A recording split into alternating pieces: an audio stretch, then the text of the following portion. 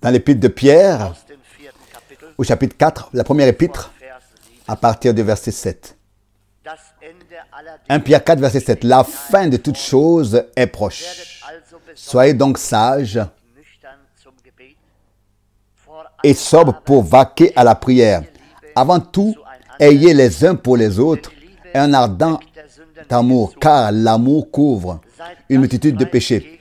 Exercez l'hospitalité les uns envers les autres, sans murmure, comme de bons dispensateurs des diverses grâces de Dieu, que chacun de vous mette au service des autres le don qu'il a reçu. Si quelqu'un parle, que ce soit comme annonçant les paroles de Dieu, les oracles de Dieu. Si quelqu'un remplit un ministère, qu'il le remplisse selon la force que Dieu communique, afin qu'en toute chose Dieu soit glorifié par Jésus-Christ, à qui appartiennent la gloire et la puissance au siècle des siècles.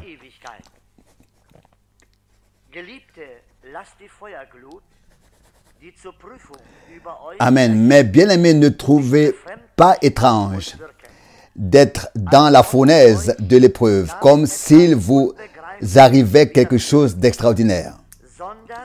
Réjouissez-vous, au contraire, de la part que vous avez aux souffrances de Christ,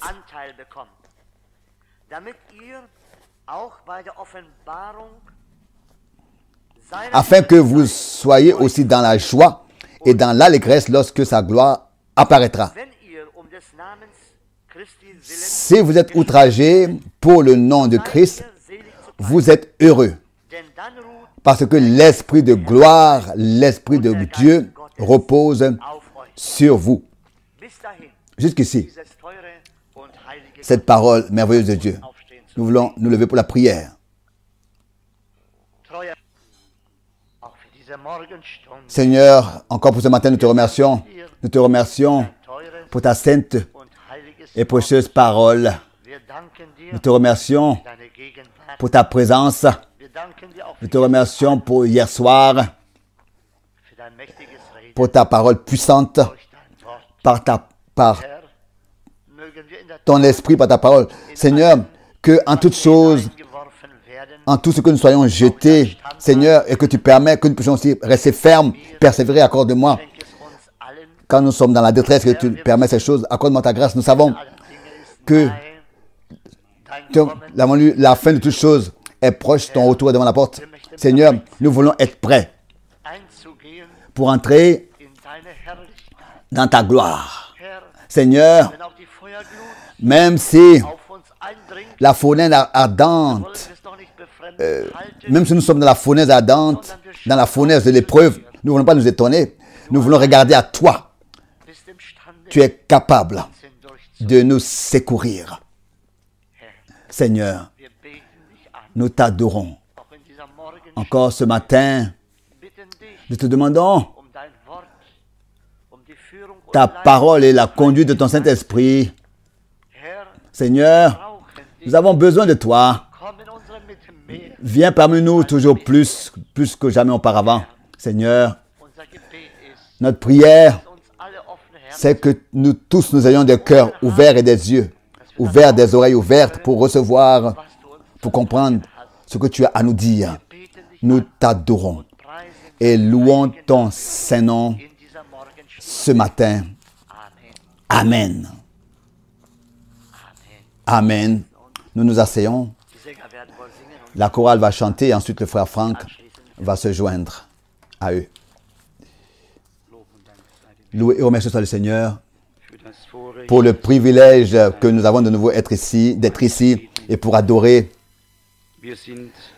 Nous sommes très reconnaissants au Seigneur pour hier soir, pour tout ce qui était ici et pour la parole merveilleuse, précieuse et les bénédictions que nous avons reçues et aussi pour les réunions passées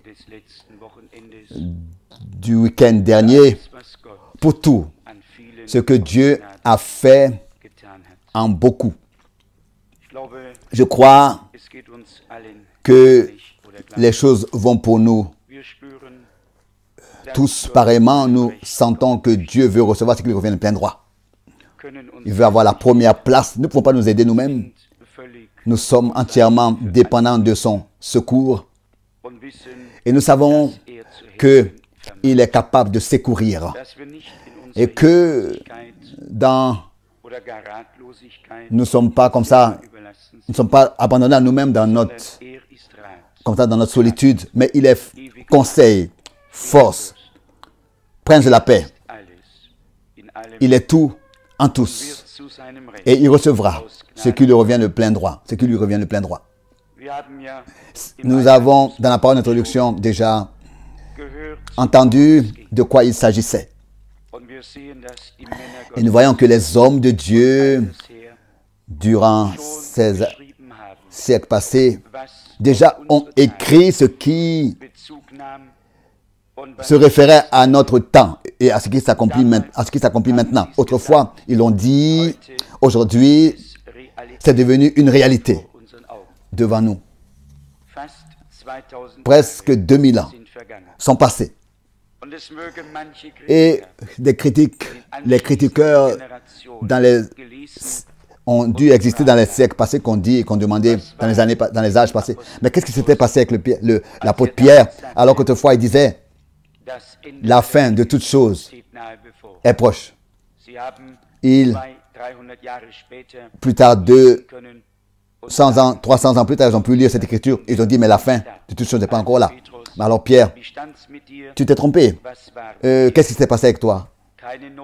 Pas de problème. Dieu, par son esprit, a, dans l'Ancien et le Nouveau Testament, laissé déjà écrire et exprimer les choses qui devaient être écrites et dites pour un témoignage éternel, pour montrer qu'il a la vue, il avait la vue d'ensemble, du commencement jusqu'à la fin. Il a justement, déjà autrefois, prononcé les choses qui s'accompliraient aujourd'hui. Écrit les choses. Et ainsi, nous sommes reconnaissants pour cela. La question est seulement la suivante. Qui accepte ces choses dans son cœur? Qui les reçoit? À qui est-ce que cela s'adresse? Et qui les reçoit? Qui est touché? Qui les croit? Ici, il est écrit que la fin de toutes choses est proche. Soyez donc sages et sobres pour vaquer à la prière. Ce verset 11 particulièrement m'a touché.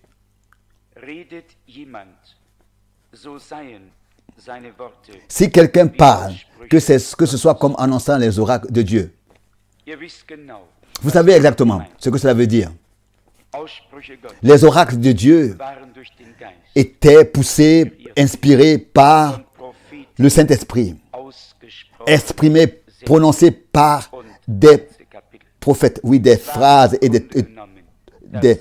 tous des chapitres. C'était en fait le « ainsi dit le Seigneur » de la bouche de ceux par qui Dieu avait parlé. Et c'est ici, il est écrit, si quelqu'un parle, que ce soit comme annonçant les oracles de Dieu, alors cela a beaucoup de choses à dire.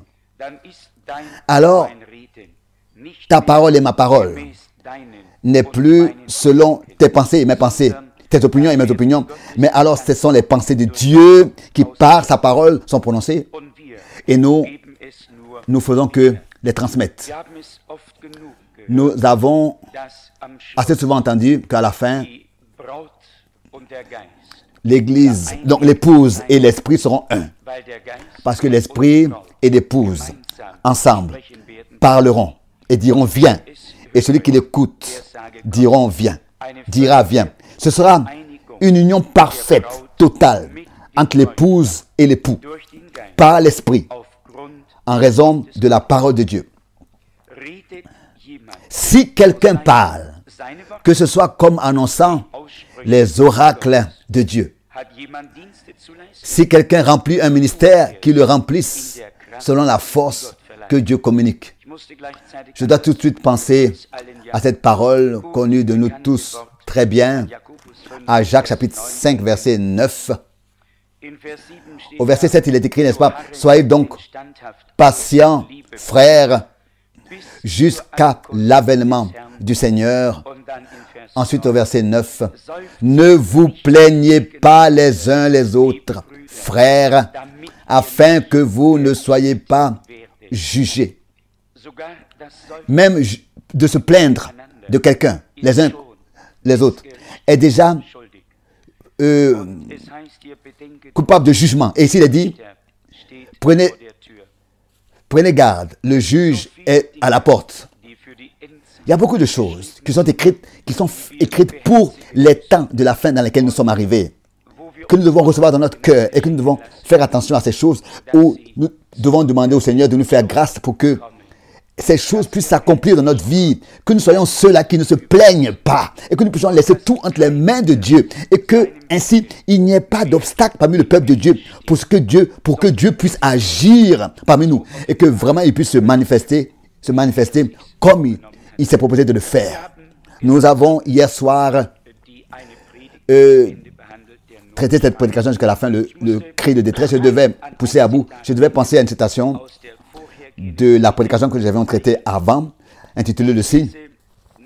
Je lis peut-être encore cette déclaration, encore de ce paragraphe de la prédication Le signe, à la page 31 de la prédication Le signe. Je cite, je lis. Nous, en tant que l'Église épouse, nous devrions appliquer le signe. Et ne le manquez pas. Ne manquez pas de le faire, car le soleil est en train de se coucher. Ne vous reposez pas, ni le jour, ni la nuit. Ne prenez pas de risques, car cela vous manquera. Cela ne suffira pas. Si vous n'avez pas le signe exigé, vous devez avoir le signe. Vous dites, je crois, oui. Je crois au message. Cela est en ordre. Cela est bien. Mais vous devez avoir le signe. Écoutez tous, vous qui êtes ici rassemblés. Le signe doit être appliqué visiblement. Sinon, votre foi est en vain. C'est une parole très sérieuse, très sérieuse. Le signe doit être appliqué visiblement. De cette expression du prophète Ézéchiel, je voudrais lire, en relâchant avec ce que je viens de lire de la déclaration de la brochure Le signe. Lisons maintenant dans Ézéchiel chapitre 9. Oui, chapitre 9. Ici, puis il criait, au verset 1, puis il cria d'une voix forte à mes oreilles, approchez-vous, vous qui devez châtier la ville, chacun son instrument de destruction à la main. Et voici, 6 hommes arrivèrent par le chemin de la porte supérieure, du côté du septentrion, chacun son instrument de destruction à la main. Il y avait au milieu d'eux un homme vêtu de lin et portant une écritoire à la ceinture. Ils vinrent, au pluriel, donc ils vinrent se placer près de l'autel d'airain. La gloire du Dieu d'Israël s'éleva du chérubin sur lequel elle était et se dirigea vers le seuil de la maison et il appela l'homme vêtu de lin. Il appela l'homme vêtu de lin et portant une écritoire à la ceinture. L'Éternel lui dit, passe au milieu de la ville, au milieu de Jérusalem, et fais une marque et apporte un signe sur le front des hommes, en allemand, qui soupirent et qui gémissent à cause de toutes les abominations qui s'y commettent. Et s'adressant aux autres, en ma présence, il dit, passez après lui dans la ville et frappez, que votre œil soit sans pitié et n'ayez point de miséricorde. Tuez, détruisez les vieillards, les jeunes hommes, les vierges, les enfants et les femmes. Mais n'approchez pas de quiconque aura sur lui la marque, en allemand le signe. Et commencez par mon sanctuaire ici. Peut-être jusqu'ici, cette parole. Ici, nous lisons 2 fois la parole signe. Et nous remarquons à qui est-ce que ce signe a été appliqué. Ici, il y avait des hommes qui devaient détruire, qui devaient tuer, qui devaient détruire et apporter le jugement. Mais avant que le jugement soit exécuté, puisse être exécuté, Dieu a eu une condition. Avant que les 6 puissent aller avec leurs instruments de destruction, il y en a un de ces 6 qui les a précédés. Il était habillé en lin. Il avait un écritoire à la ceinture. Et il connaissait ceux qui devaient être scellés, marqués d'un signe. Et il devait les marquer d'un signe. Et il est dit ici, mot à mot, fais une marque sur le front des hommes qui soupirent et qui gémissent à cause de toutes les abominations qui s'y commettent. Je voudrais ici rappeler une citation de frère Branham qui a dit réellement, si vous voulez vraiment savoir si vous avez le Saint-Esprit, alors lisez Ézéchiel chapitre 9 et ouvrez ce verset 4 où les choses étaient pour ceux qui avaient reçu le signe, c'est-à-dire ceux qui soupiraient et qui gémissaient à cause de toutes les abominations qui s'y commettaient dans la ville, qui priaient, qui gémissaient, qui soupiraient, pour eux, ils n'étaient pas indifférents de l'état de la ville, mais ils cherchaient la face de Dieu pour prier pour leur environnement. Je vous dis que le temps de parler de quelque chose de quelconque est passé pour nous. Nous n'avons qu'une seule possibilité. Maintenant, c'est de prendre du temps réellement dans la prière, dans des prières sérieuses devant la face de Dieu. Et cela dans la plénitude de la foi. Ce ne sera pas un soupir les uns contre les autres, mais un soupir et un gémissement à cause de notre propre état et de l'état de notre environnement. Ce ne sera pas un gémissement, mais un gémissement à cause de toutes nos fautes et de notre environnement. Et nous venons devant la face de Dieu avec un cœur brisé et un esprit humilié. Et nous savons que Dieu résiste aux orgueilleux. Mais celui qui dans ce temps encore, a des discours hautains et orgueilleux, nous devons le laisser entre les mains de Dieu. Le temps est là où le signe doit être appliqué visiblement. Avant que la destruction pouvait venir, il fallait que cet homme précède les 6. Le qui était habillé en lin, et il devait marquer d'un signe tous ceux qui soupiraient et qui gémissaient à cause de toutes les abominations qui se commettaient dans la ville. Et ceux-là n'avaient pas le droit d'être approchés par les 6 qui devaient ensuite venir détruire. Ils sont restés vivants et ils ont survécu au milieu de la destruction de la ville. Mais tous ont perdu leur vie. Seulement ceux qui ont été marqués d'un sceau ont survécu. Et puisque nous sommes en train de parler de cette expression-là, marque sur le front des hommes qui soupirent et qui gémissent. Nous avons seulement besoin d'aller dans Apocalypse chapitre 7, de l'ouvrir. Et vous pouvez exactement voir que le signe a été aussi ici appliqué aux 144 000. Et que ce sont justement ceux-là aussi qui, au milieu de la destruction qui va avoir lieu, seront gardés. Aussi, ici, nous allons le voir dans Apocalypse chapitre 7, Apocalypse chapitre 7, à partir du verset 3. Ne faites point de mal à la terre, ni à la mer, ni aux arbres, jusqu'à ce que nous ayons marqué du sceau le front des serviteurs de notre Dieu. Jusqu'à ce que nous ayons marqué du sceau le front des serviteurs de notre Dieu. Je vais lire encore une citation de frère Branham après dans le livre Les 7 sceaux. Mais ouvrons l'Apocalypse chapitre 9, verset 4. Apocalypse chapitre 9, verset 4.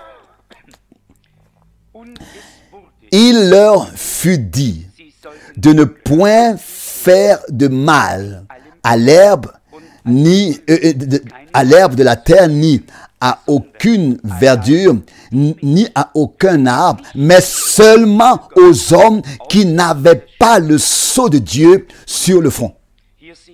Ici nous voyons, exactement comme dans le prophète Ézéchiel, exactement comme au chapitre 7 au verset 3 d'Apocalypse, au chapitre 9 la même chose, ici au verset 4. Et nous pourrions ici encore ouvrir d'autres écritures là-dessus. Dieu sait exactement qui est-ce qu'il a élu. Et tous ceux qu'il a appelés viendront à lui. Et celui qui vient à lui, il ne le rejette pas. Et celui qu'il a accueilli une fois, il a accueilli une fois pour toutes. Seulement, nous, en tant qu'hommes, nous changeons nos pensées. Mais Dieu, lui, a pris sa décision et il ne l'a jamais changée.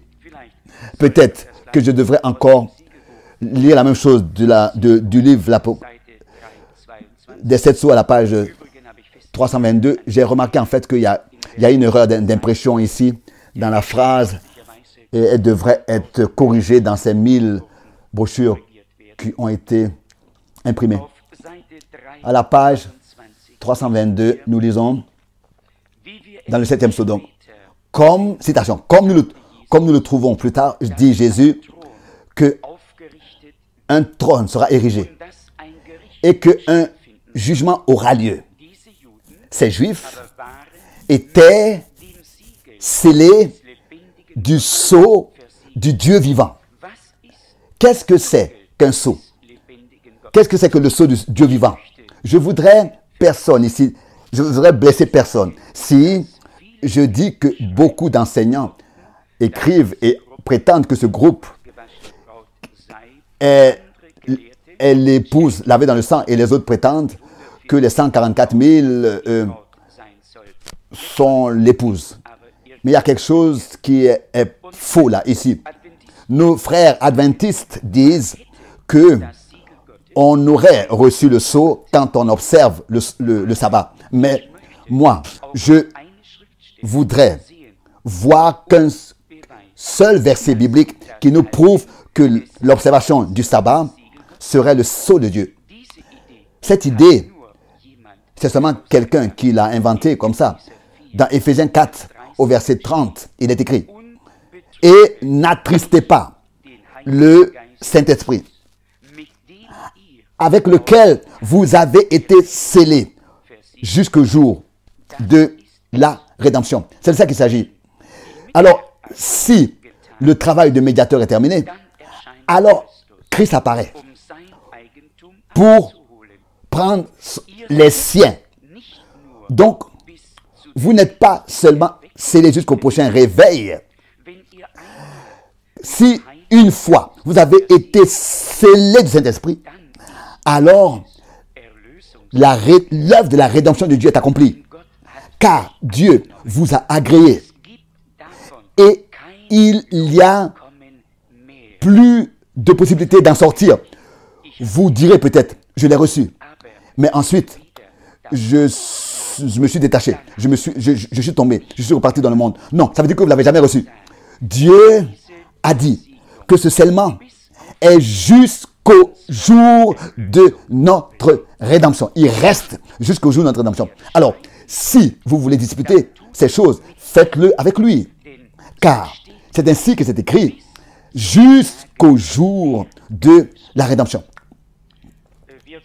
Et nous savons que la parole de Dieu dit que nous sommes rachetés et nous sommes sauvés. Car c'est par espérance que nous sommes sauvés. Or, l'espérance qu'on voit déjà est déjà accomplie. Mais nous attendons la transformation de notre corps mortel. Mais le sceau de Dieu, comme dans l'Ancien Testament et le Nouveau Testament et dans la prédication de nous lisons, doit être appliqué déjà maintenant. Du temps des 144 000, quand ils seront scellés, alors ça, ce sera directement pendant le temps de la tribulation, après l'enlèvement. Mais avant, donc ils seront scellés avant que destruction arrive. Et même au milieu des fléaux sur lesquels ils seront, au milieu des fléaux où ils seront sur terre, rien ne leur arrivera. Dieu les gardera. Les fléaux frapperont tous ceux qui sont autour d'eux, mais les 144 000 seront gardés. Ça, nous l'avons lu ici dans Apocalypse, chapitre 9, au verset 4. Il est écrit, et il leur fut dit de ne point faire de mal à l'herbe de la terre, ni à aucune verdure, ni à aucun arbre, mais de faire du mal seulement aux hommes qui n'avaient pas le sceau de Dieu sur le front. Et la question a été posée. Et le frère Branham, vous savez, je veux pas toujours comme ça insister, mais vous savez, si j'utilise cette expression, vous savez donc sûrement de vous-même de qui je veux parler. Même si je ne veux pas toujours citer son nom. Il a dit, tant que je me rappelle, il a répondu presque mot à mot. Celui qui n'a pas le sceau de Dieu aura automatiquement la marque de la bête. Portera la marque de la bête. Et je crois que vous pouvez sûrement, vous pouvez le lire et vous rappeler. Il y a certaines choses qu'on ne se retient pas tout de suite. On ne se rappelle pas tout de suite où est-ce que c'est écrit. Mais il s'agit que Dieu puisse nous appliquer son sceau. Et il dit ici qu'avec cela, l'œuvre de la rédemption de Dieu est accomplie. Ça veut dire que dans l'individu croyant est accompli. À Golgotha, nous savons que l'œuvre de la rédemption a été accomplie. Ça, c'est sans doute, ça nous le savons tous. Mais il s'agit maintenant que cette œuvre accomplie à Golgotha soit aussi accomplie par la puissance de Dieu dans les croyants. Et c'est ainsi que nous remarquons qui sont ceux qui reçoivent appliquer le sceau de Dieu. Si nous regardons au commencement, alors que le peuple d'Israël était appelé à sortir, avait été appelé à sortir de l'Égypte, c'était d'abord pas un temps de joie, de cris de joie, de louange. C'était un temps d'affliction, d'assujettissement, d'esclavage. Un temps dans lequel le peuple de Dieu a crié à Dieu, à l'Éternel, dans leur détresse dans laquelle ils se trouvaient. Je vous lis cela dans Exode chapitre 3. Seulement en relation encore avec hier soir et aussi avec ce que Dieu par cela veut nous dire par là. Et dans Exode chapitre 3, verset 7. L'Éternel dit, j'ai vu la souffrance de mon peuple qui est en Égypte et j'ai entendu les cris que lui font pousser ses oppresseurs. Car, oui, je connais leur douleur, ses douleurs. C'est pour cette raison que je suis descendu pour le délivrer, donc mon peuple, en allemand, pour les délivrer, les Israéliens, de la main des Égyptiens et pour le faire monter de ce pays dans un bon et vaste pays, dans un pays où coule, etc. Restons ici un peu, un moment. Vous savez que Moïse était allé la première fois, et après cette première fois, qu'on pourrait dire comme qu'il a échoué de manière humainement parlant, et on lui a demandé, mais qui nous a fait, qui t'a établi sur nous en tant que juge et maître? Est-ce que tu veux nous frapper comme tu as frappé l'Égyptien hier? Et Moïse s'est enfui. Et il n'a rien produit comme effet. Il est resté 40 ans après cela. Et qu'est-ce qui s'est passé? Qu'est-ce qui s'est passé pendant ce temps de 40 ans? Dans ce temps, justement, le peuple est entré dans une telle détresse qu'ils ont crié.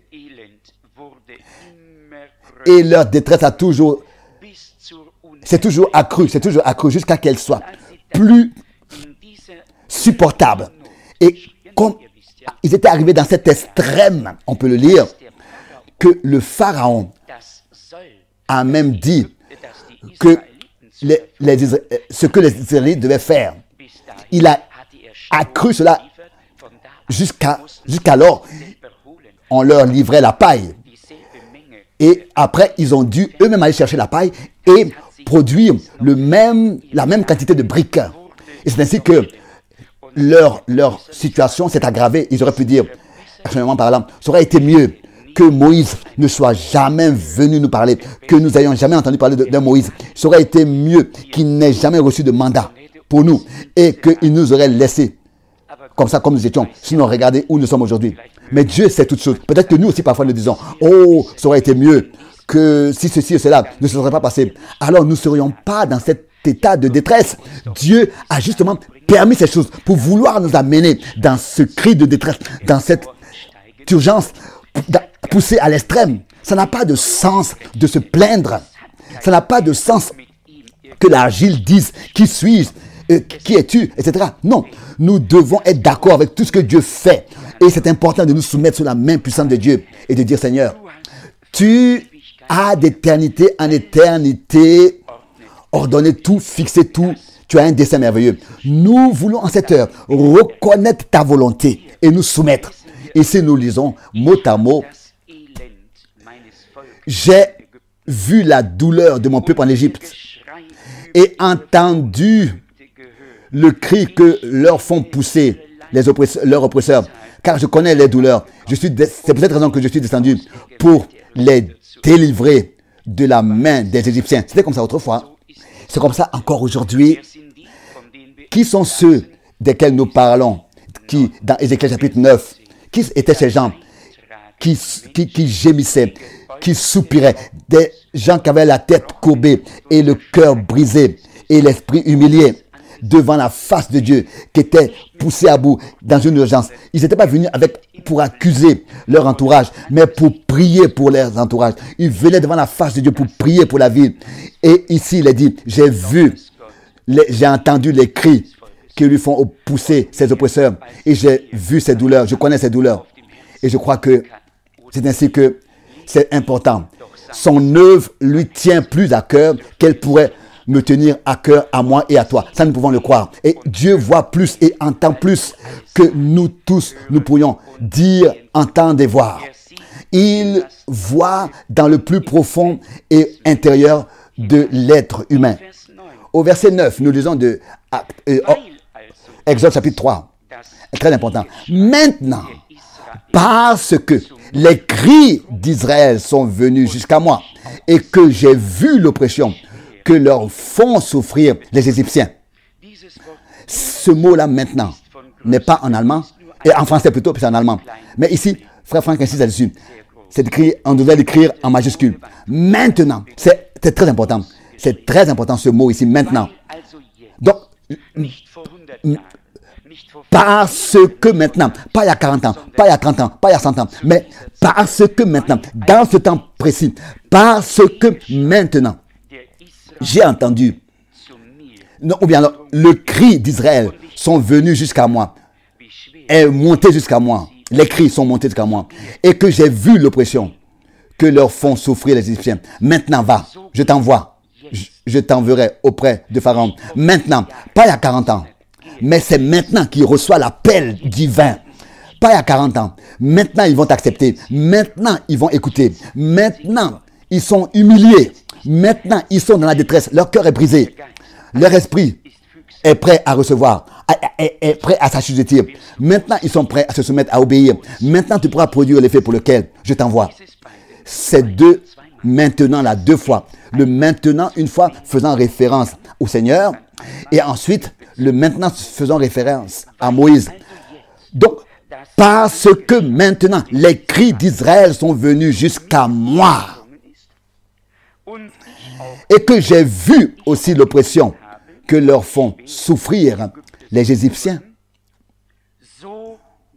Maintenant, va, je t'enverrai auprès de Pharaon. C'est ça la réponse. Quand notre cri, notre soupir, notre gémissement monte jusqu'à Dieu, alors maintenant Dieu répondra. Il donnera une réponse. C'est de ça qu'il s'agit ici. Maintenant, parce que les cris d'Israël sont venus jusqu'à moi, maintenant, ma réponse à leur cri, c'est que je t'envoie. Et c'est comme ça. Dieu, n'est-ce pas, durant tout le temps, il a vu déjà auparavant qu'ils étaient oppressés. Mais quand, extérieurement, ça semblait que la mission de Moïse avait été en vain et que les promesses, la parole promise de Dieu ne s'était pas accomplie et que tout s'est aggravé et s'est détérioré à tel point qu'il n'y avait qu'un cri, il n'y avait que des lamentations l'une après l'autre. Alors Dieu a dit, c'est maintenant que leur cri est monté à moi. C'est maintenant que je t'envoie. Va au Pharaon. Ce n'était pas dans un cadre ordinaire. Va et fais tous les miracles que je t'ai fait. Et c'est très important. Quand un anneau est cassé, alors toute la chaîne est cassée. Il faut que tout soit ensemble. Et c'est ainsi que Dieu a appelé à sortir. Et nous vivons au temps du soir. Et souvent, nous avons entendu cela. Comment est-ce que frère Branham, dans cette prédication aussi que j'ai devant moi, tire la comparaison. C'était au temps du soir. Alors que l'agneau avait été brisé, avait été immolé, sacrifié. Et c'était au temps du soir. Quand l'ange destructeur est venu, c'était vers minuit. Et vous savez que dans Matthieu 25 aussi, c'est à minuit qu'un cri a retenti. Voici l'époux vient. Levez-vous pour aller à sa rencontre. Mais entre le temps du soir et minuit, il y a une époque prophétique. Et le Seigneur a dit, la lumière paraîtra au temps du soir. Pas à minuit, mais au temps du soir. Pas l'après-midi, mais au temps du soir. La lumière paraîtra. Et combien de fois, souvent j'ai eu à le dire, dans le naturel, c'est au temps du soir qu'il fait sombre, obscur. Spirituellement, dans le peuple de Dieu, c'est justement dans le temps du soir que la lumière sera accordée et est accordée. Et nous voyons ici dans la comparaison avec le peuple d'Israël, toute l'Égypte était dans l'obscurité totale, parfaite. La Bible dit même que l'obscurité était telle qu'on pouvait la saisir de ses mains. Elle se tenait devant les hommes. Mais à Gozen, où le peuple d'Israël se rassemblait, il y avait le soleil qui brillait. C'était le jour. Pourquoi? Parce que c'était le peuple de Dieu. Ils avaient reçu sa parole. Pas seulement en tant que lettre, mais elle leur était révélée pour le temps par le ministère du prophète et révélée par le Saint-Esprit. Et Dieu les a secourus au temps convenable. Je crois la même chose se répète dans nos jours. Nous pourrions peut-être dire aux autres, mais est-ce que Dieu a maintenant produit quelque chose comme effet?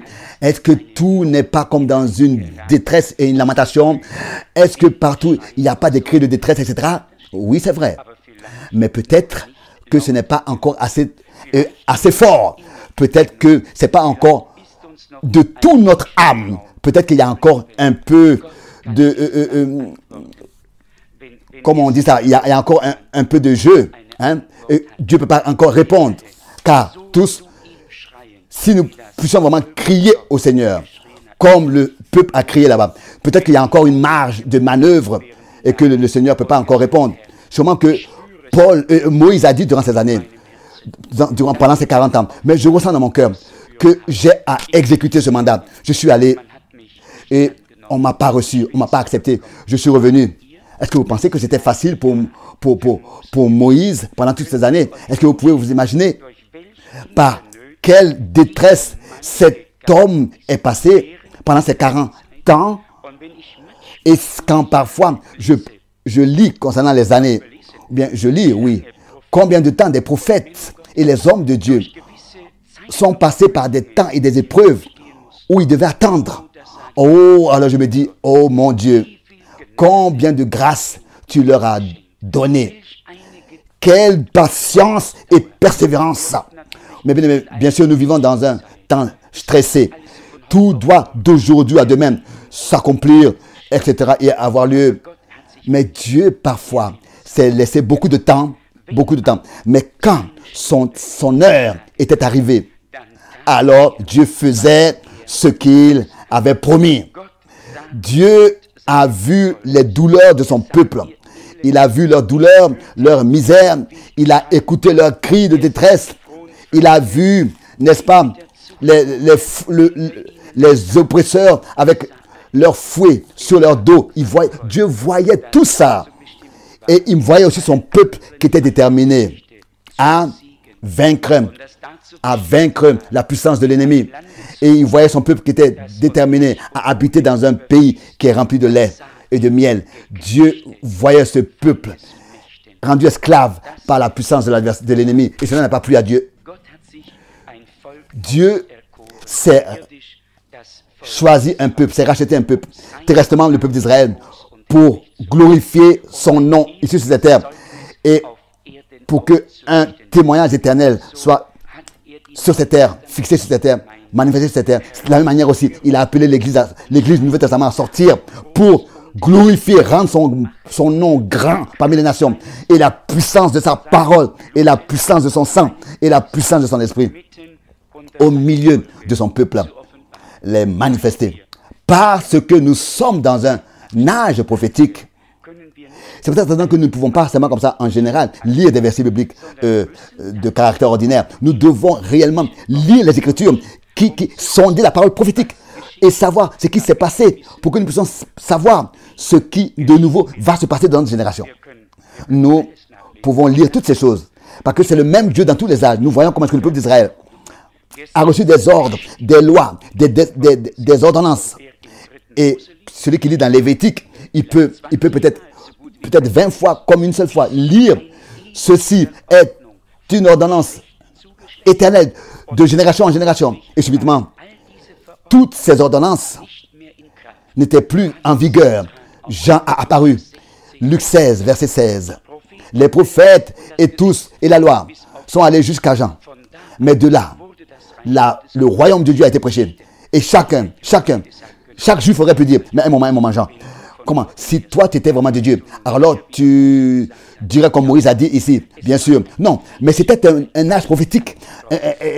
Un autre âge avait apparu. Et au moment là, Jean ne pouvait pas parler comme Moïse. Ici, des prophétiques bibliques étaient en train de s'accomplir. Il ne s'agit plus maintenant des synagogues, des réunions ordinaires, comme ça, de lire la loi et de lire le prophète, etc.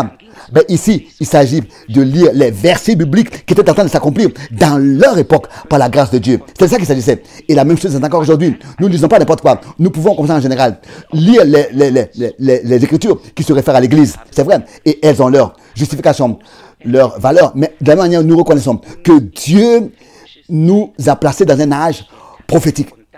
Et c'est en cela que les esprits se séparent.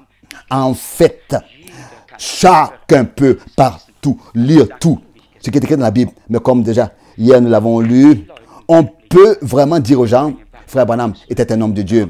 Et beaucoup disent Alléluia, Amen. Et ils disent même ce que nous-mêmes, on n'oserait même pas dire, il était le plus grand des hommes de Dieu qui a existé sur terre et qui a marché sur terre. Oui, mais ça, tous les grands évangélistes le disent. Mais quand on leur dit ensuite, avec un verset biblique, quand on vient avec un verset biblique et qu'on leur dit, mais est-ce que vous croyez que ce verset biblique-là, par son ministère, Malachie s'est accompli? Malachie 4, verset 5, alors c'est fini pour eux. Alors c'est trop. Alors tout de suite, ils changent. Pourquoi? Parce qu'ils n'ont pas d'accès à la parole prophétique. Ils n'ont pas d'accès au dessein du salut, aux événements d'un salut. Ils prennent des versets bibliques et ils prêchent là-dessus, ils prêchent l'évangile, ils insistent sur certaines écritures, c'est que ça leur est donné. Mais ils n'ont pas d'accès à cet âge prophétique dans lequel nous vivons. Et c'est en cela que elle continue toute l'erreur. Dieu nous a accordé la grâce de recevoir l'enseignement. Et nous savons qu'il y a des enseignements pour l'Église. Il y a aussi l'enseignement prophétique et la révélation pour un âge prophétique. Et c'est dans cet âge prophétique que nous vivons maintenant. Et si c'est un âge prophétique, alors des prophéties bibliques s'accomplissent qui vraiment sortent au-delà du cadre ordinaire, mais toujours dans le cadre, ils restent dans le cadre de la parole de Dieu. Qu'est-ce que j'en peux? Si par exemple frère Branham disait je n'ai pas su ces choses pendant il y a encore quelques jours, et ensuite ça lui est révélé, et jusqu'à que les sceaux n'étaient pas encore révélés, il ne pouvait pas connaître ces choses. Qu'est-ce que j'en peux? Qu'est-ce que Dieu réellement a gardé certaines choses cachées jusqu'à que le temps déterminé par lui soit arrivé et qu'une décision soit prise pour examiner qui va croire chaque parole de Dieu. Et combien de fois nous avons eu à l'entendre? Ève croyait 90%, et frère Branham dit 90,90%. Et ça ne suffisait pas. Et ce petit pourcent-là qu'elle a laissé a permis que tout soit renversé sur la tête. Ça ne suffit pas de croire ce qu'on peut saisir, comprendre pour le moment. Il s'agit de croire chaque parole que Dieu a révélée. Il n'y a pas un autre chemin pour toi et pour moi. Si un seul anneau de la chaîne manque, la chaîne est cassée. Il faut que chaque anneau s'enclenche dans l'autre et lié avec l'autre pour que la chaîne soit liée. Et c'est ainsi que c'est comme ça avec toute la révélation que Dieu a donnée. C'est comme une grande chaîne et rien n'a le droit de manquer comme anneau. Mais ils sont liés l'un avec l'autre. Et le peuple de Dieu ainsi est pénétré de cette vérité de la parole de Dieu. Et c'est ainsi qu'ils sont scellés du Saint-Esprit. Pensez à cela. Par l'Esprit, la parole, les choses révélées par l'Esprit de Dieu sont seulement pour ceux qui doivent être scellés du Saint-Esprit. Et en cela, il n'y a plus de mystère. Que beaucoup soient loin. Et que beaucoup, n'est-ce pas, ont fait de grandes choses.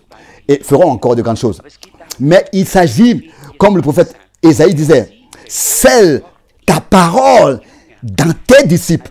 Il s'agit donc d'abord de la révélation de la parole de Dieu. Nous l'acceptons dans notre cœur, de tout notre cœur. Et ensuite, Dieu nous scelle.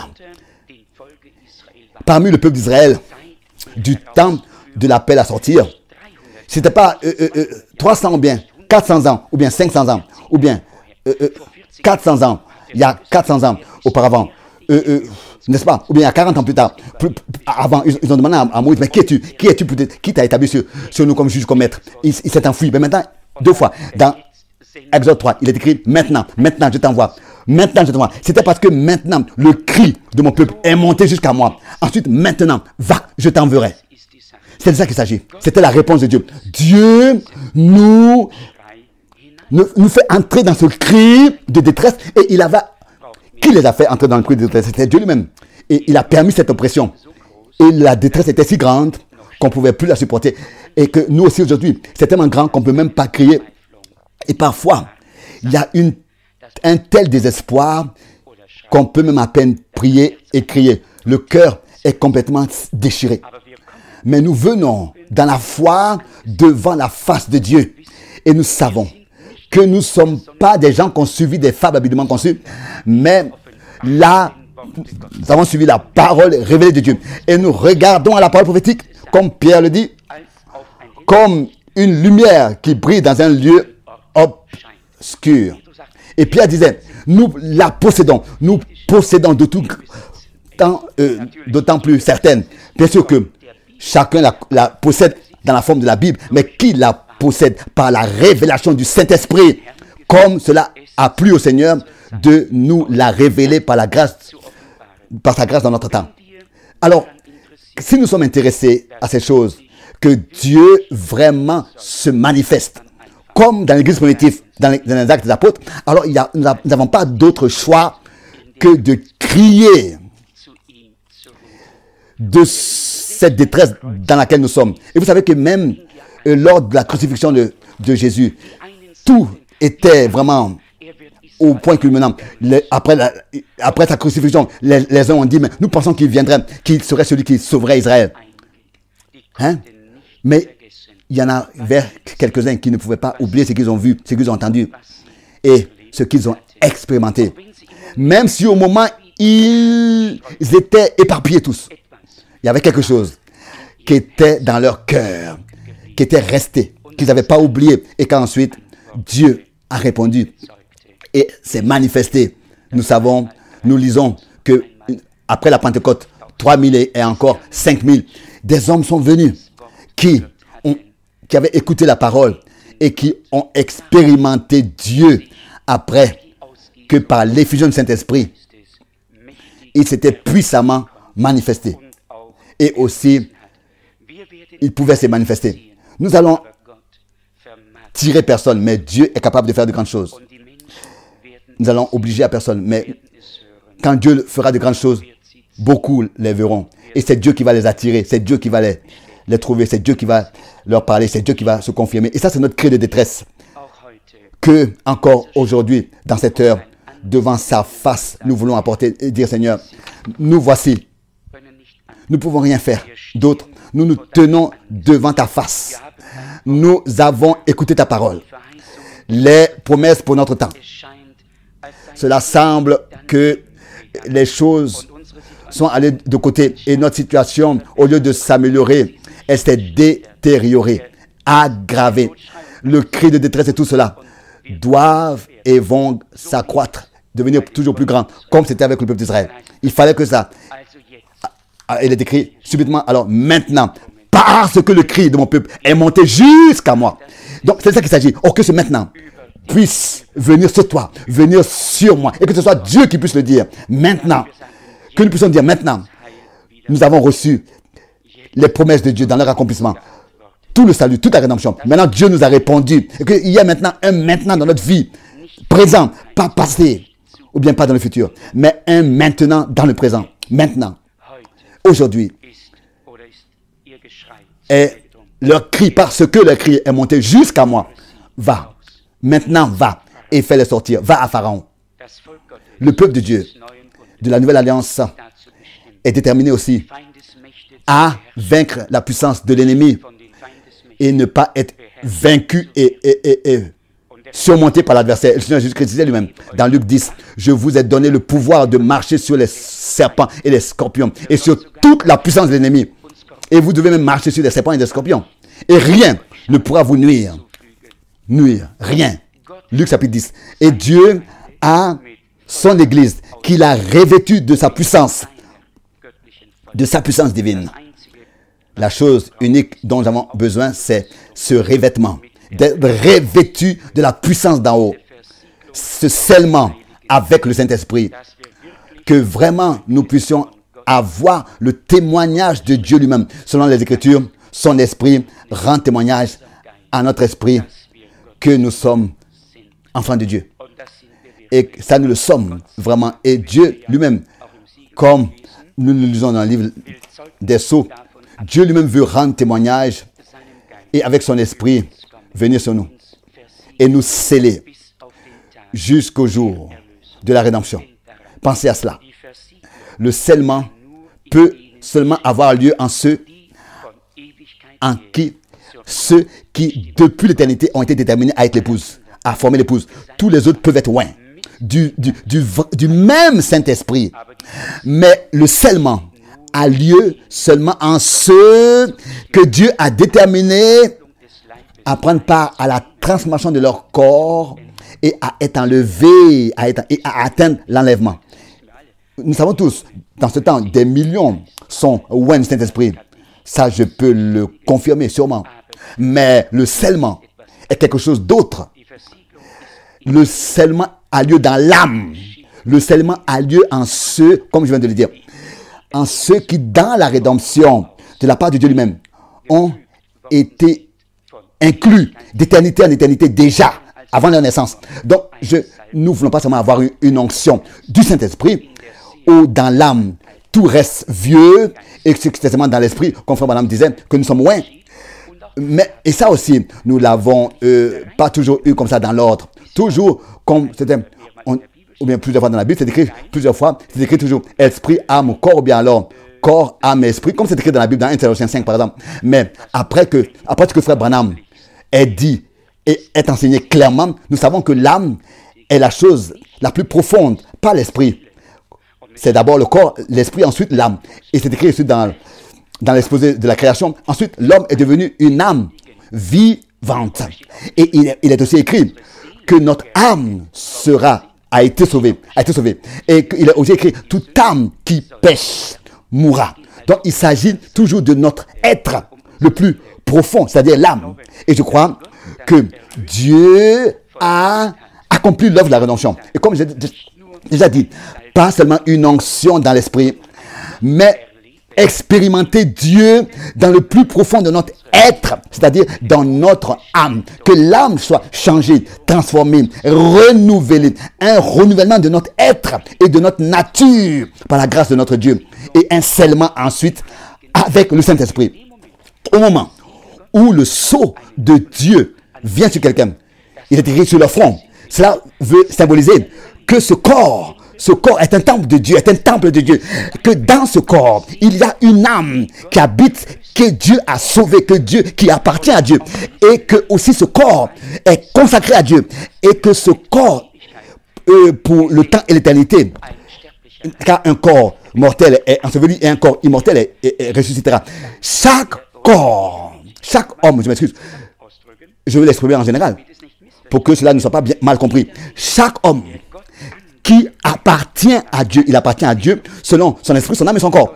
Et Dieu lui applique son sceau comme témoignage que son âme lui appartient et qu'au retour de Jésus-Christ, son corps sera aussi transformé comme son âme a été transformée et que ce corps sera enlevé par la grâce de Dieu et que l'homme est complètement racheté dans son esprit, âme et corps. Venons à la fin.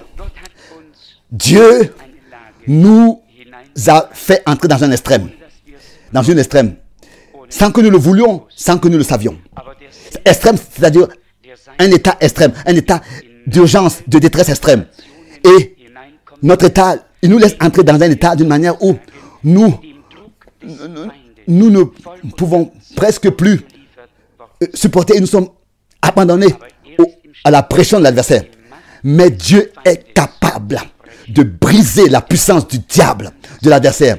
Il n'a pas besoin de toute une armée avec des chars. Il a seulement besoin d'avoir un Moïse, par exemple. Seulement un Moïse. Seulement un prophète. Avec la parole du Seigneur. Avec la parole. Comme hier, nous l'avons lu déjà 3 fois. Comme le prophète autrefois disait, voici Élie. Abdias dans 1 Roi 17 disait, voici Élie, voici Élie, voici Élie. Et maintenant c'était Moïse qui était là. Et cela a eu lieu. Pas une armée, comme Dieu dit dans Zacharie, pas par honneur et par puissance, mais par mon esprit cela aura lieu. Zacharie 4. Et là où est-ce que l'esprit agit? L'esprit agit là où la parole est prêchée, qui est inspirée par le Saint-Esprit pour un temps bien précis. C'est là que l'esprit de Dieu agit en ceux qui croient la parole inspirée par Dieu contenant les promesses pour cette heure. C'est-à-dire que nous croyons que Dieu est plus que capable de nous faire sortir d'un état de détresse et en tant que puissant et plus puissant que jamais auparavant se manifester. Nous ne pouvons rien. Tel que Moïse ne pouvait rien faire. Israël ne pouvait rien faire. Mais Dieu était capable de les faire sortir d'Égypte. Et il a dit maintenant, parce que maintenant leur cri est monté jusqu'à moi, je t'envoie, va à Pharaon. Et toute la chose s'est changée. Tout leur destin a changé en un seul coup, parce que l'heure de Dieu avait frappé.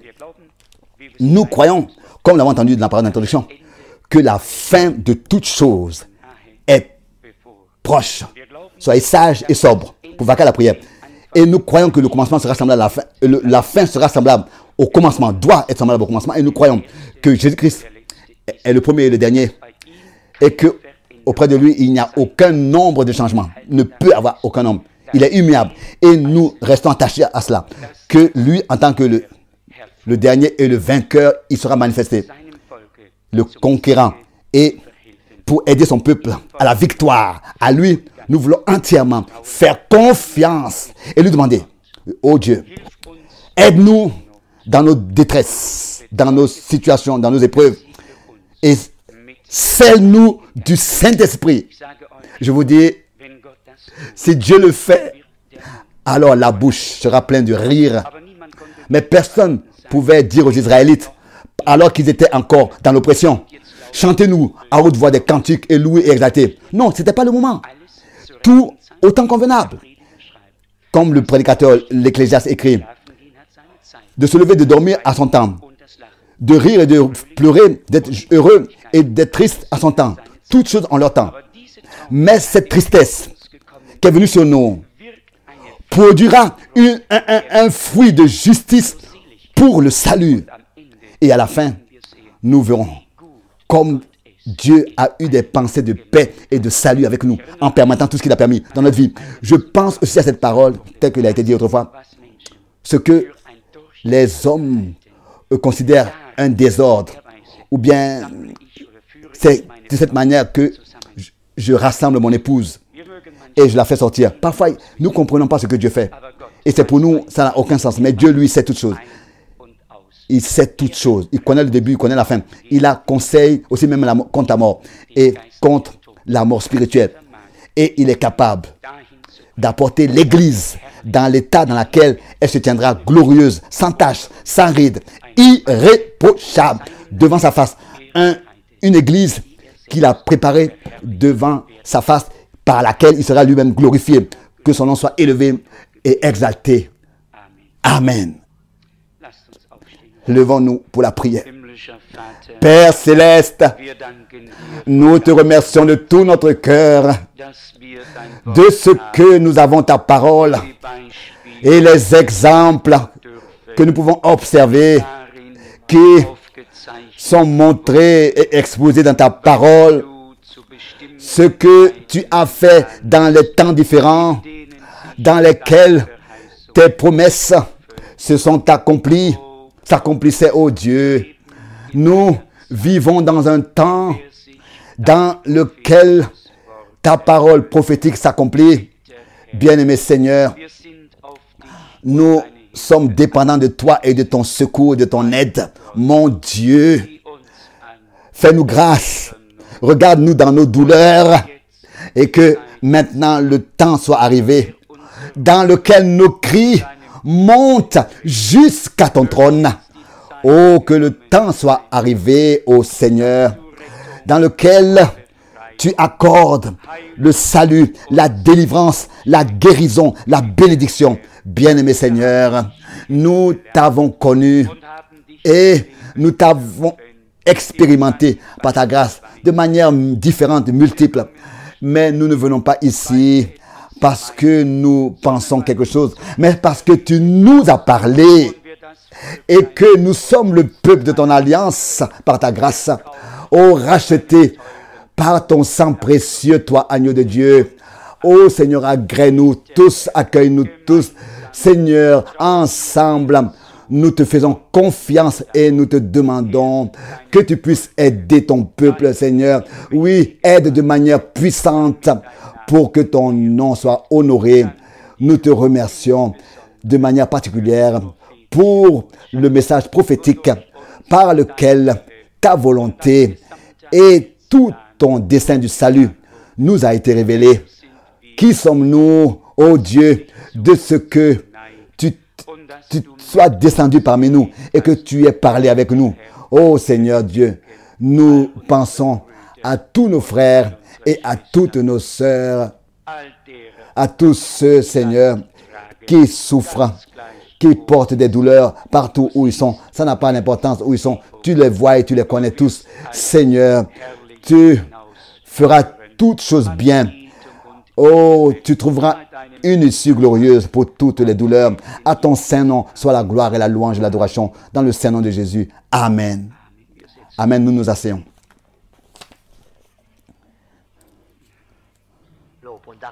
Loué et remercié soit le Seigneur pour sa précieuse et sainte parole que nous avons de nouveau, par sa grâce, eu à recevoir dans notre cœur. Peut-être que nous chantons encore un cantique en commun. Nous avons encore une requête ici pour la sœur de la sœur Kael qui est malade. Nous voulons encore apporter ça dans la prière devant Dieu, que Dieu puisse secourir et intervenir. Peut-être que nous chantons encore ensemble 662, cantique 662. Nous voyageons comme un pèlerin joyeux sur le chemin ancien.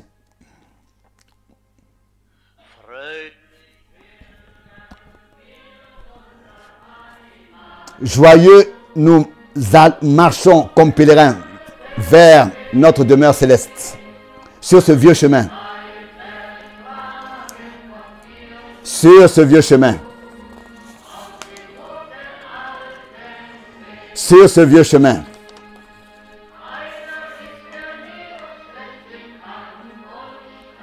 Il est fidèle, celui qui nous soutient, qui nous accorde, qui nous rend capables. Il y en a un dont l'amitié est notre plus grande rémunération. Jésus, le Fils de Dieu.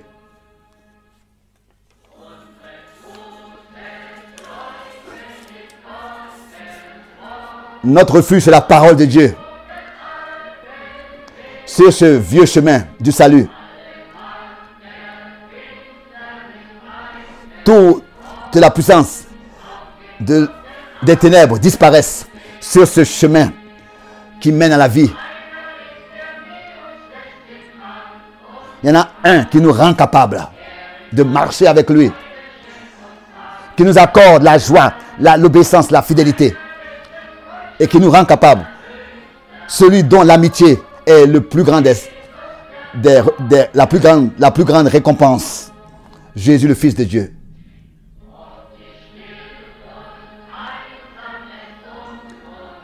Même si nous sommes parfois seuls sur ce chemin, sur ce vieux chemin du salut,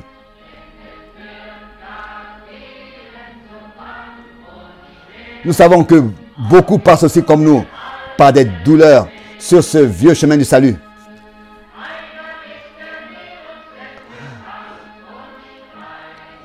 Il y en a un qui nous accorde la joie, la fidélité et qui nous accorde d'être capables, qui nous rend capables. Un dont l'amitié est la plus grande rémunération, la plus grande récompense. Jésus, le Fils de Dieu.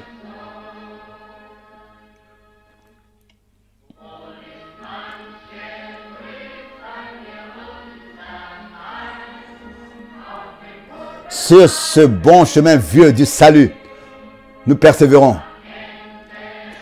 Et à la fin, tout aura servi à avoir été fidèle sur ce vieux chemin du salut. Il y en a un qui ne nous laisse jamais seuls, qui ne nous abandonne pas, qui nous rend capables, qui nous accorde la joie et la fidélité et l'obéissance. Un dont l'amitié est la plus grande des récompenses. Jésus, le Fils de Dieu.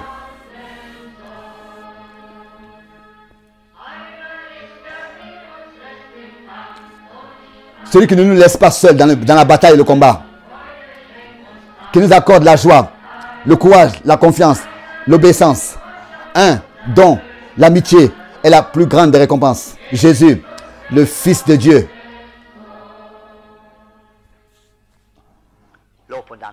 Gloire à Dieu. Levons-nous pour la prière commune. Pour finir, nous voulons aussi penser à cette requête, apporter cela devant le Seigneur pour la sœur malade. Bien, Seigneur, nous venons ensemble devant toi, Seigneur. Nous sommes ici, ô Seigneur, rassemblés dans ton Saint-Nom.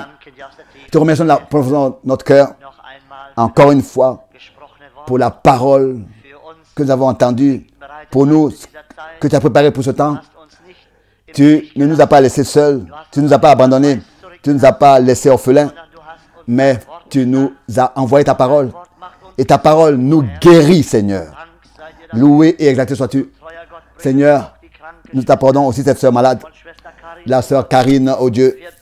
Nous te demandons de la plénitude de notre cœur, que tu puisses la toucher aussi là-bas, où elle est en Pologne, car tu es le Dieu qui ne connaît pas de limite, de frontières. Tu regardes tout, tu peux être partout, et tu es partout en même temps. Seigneur, tu peux être partout en même temps. Je te remercie, Seigneur, de ce que nous pouvons avec tous venir à toi, aussi avec cette sœur malade, que tu puisses te manifester en tant que le même, en tant que celui qui guérit, en tant que celui qui est le médecin, car tu l'es et tu le demeures. Et c'est ainsi que nous te mettons tout entre tes mains et te demandons, Seigneur, que tu puisses la toucher et maintenant la guérir pour que ton nom par cela soit glorifié. Nous te remercions pour cela dans le précieux nom de notre Seigneur Jésus-Christ. Aussi que tu puisses, Seigneur, être avec nous alors que nous allons nous séparer. Bénis-nous et sois avec tout ton peuple, Seigneur, et avec nous tous, avec tous nos frères et nos soeurs dans le monde entier. Particulièrement ceux qui étaient ici ce week-end, Seigneur, que tu puisses tous les bénir et être avec eux, Seigneur. Et aussi tous ceux qui vont écouter les cassettes et qui vont écouter les prédications. Seigneur, que tu puisses bénir tous et rendre tous heureux. Nous te remercions, tu es un bon Dieu. Tu as fait miséricorde dans ton peuple, tu nous as fait miséricorde. Tu es riche en miséricorde et en amour. Nous te louons et t'exaltons. Nous te remercions. Reçois la louange et l'adoration et la gloire dans le Saint-Nom de Jésus-Christ. Amen. Amen. Soyez remis entre la grâce du Seigneur. Jusqu'à la prochaine fois.